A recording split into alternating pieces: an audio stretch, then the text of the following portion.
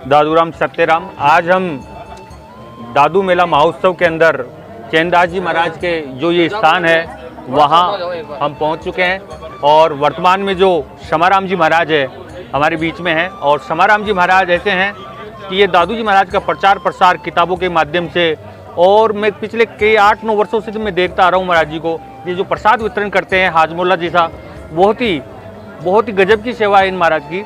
और महाराज जी से निवेदन करना चाहूँगा कि इस मेले के बारे में और यहाँ स्थान के बारे में और इस यहाँ के जो चैनदास जी महाराज का ये स्थान है इसका महत्व बताए, ये क्या है महाराज जी?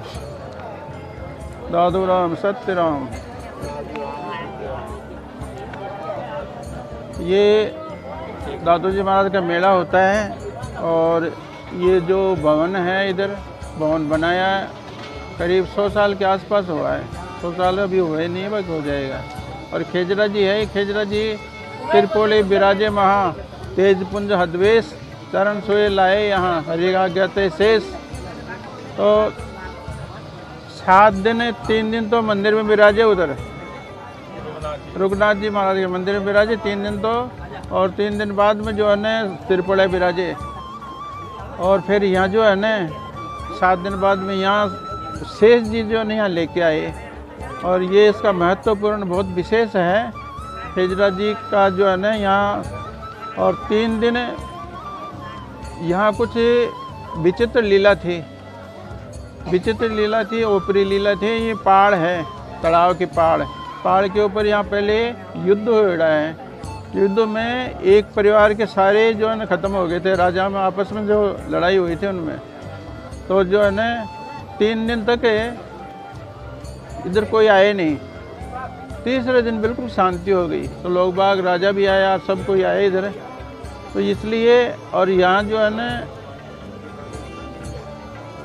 बहुत महत्वपूर्ण जगह इसलिए मानते हैं कि दादू जी महाराज यहाँ विराजे और विराज करके ने यहाँ तपस्या की। खेजरा जी यहाँ तपस्या की। जैसे शेष जी लेके आए तो यहाँ 3 फण लगाए। 3 फण लगाने से जो है ना फिर आवाज़ के यहाँ विराजो, यहाँ विराजे। फिर बाद में जो है भजनशाल थी, भजनशाल जो बालकों ने बनाई, भजनशाल बनाई, फिर वहाँ विराजे महाराज। और ये चैनदास जी महाराज जब आए, इधर आए थे ना, उस समय इधर खंडर ही खंडर थे। यहाँ भी खंडर का ही मकान थे इधर। जो पत्थर जो है ना, जैसे साधु संत यहाँ दंडोत प्रणाम करते, उस समय यहाँ कांकरे गढ़ने लगे, कांकरे गढ़ रहे थे। इसलिए जो है गुरु महाराज का ऐसा कुछ हुआ कि यहाँ जो है ना एक भवन बना दिए सफाई करा करके न। तो गुरु महाराज ने ऐसा किया है, भवन बनाया। और ये जयरामदास जी महाराज जो वैद्य जी थे जयपुर के, ये छतरी बनवाई और जो है गुरु महाराज ने यहाँ की व्यवस्था की। और यहाँ जो है ना गंगादास जी महाराज को बुलाया। गंगादास जी महाराज उत्सव के अंदर गंगादास जी महाराज पधारे और गंगादास जी महाराज फिर गुरु महाराज यहाँ विराजने लगे। तो 1 साल 2 साल तक तो बनार में इधर उधर प्रसाद करते रहे। और बाद में फिर जो है ना गंगादास जी महाराज ने जो बोले, गुरु महाराज ने कहा गंगादास जी महाराज को कि अपने यहाँ ही बाटियाँ बना लें। तो साधु संत भी खूब आते थे और गंगादास जी महाराज के पास भी जो साधु संत काफ़ी देर भक्त लोग भी थे। तो इसलिए जो है बोला बाटियाँ यहीं बना रहे हैं। तो बोले अगली साल ये से करेंगे। 2 साल तक तो सामान जो है ना वहाँ से ही आया, वो धाम से। फिर यहाँ के लोग बागों को पता चला कि बाबा जी जो है ना, बाबा जी सामान वहाँ से भेज रहे हैं।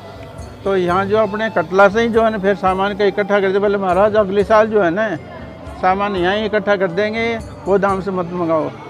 तो फिर तीसरी साल जो है ना वो दाम से सामान लाने की ज़रूरत नहीं पड़ी। कटला जो नैराना कटला है, कटला में लोग बागों इकट्ठा कर दिया सामान, फिर अनक्षेत्र शुरू कर दिया। तो गुरु महाराज इसकी व्यवस्था करते रहे। और गंगादास जी महाराज पधारते उधर तो वो विराजते, महाराज इधर ये विराजते।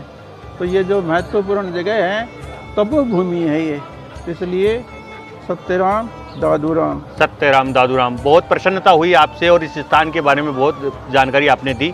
दादूराम सत्यराम महाराज श्री को।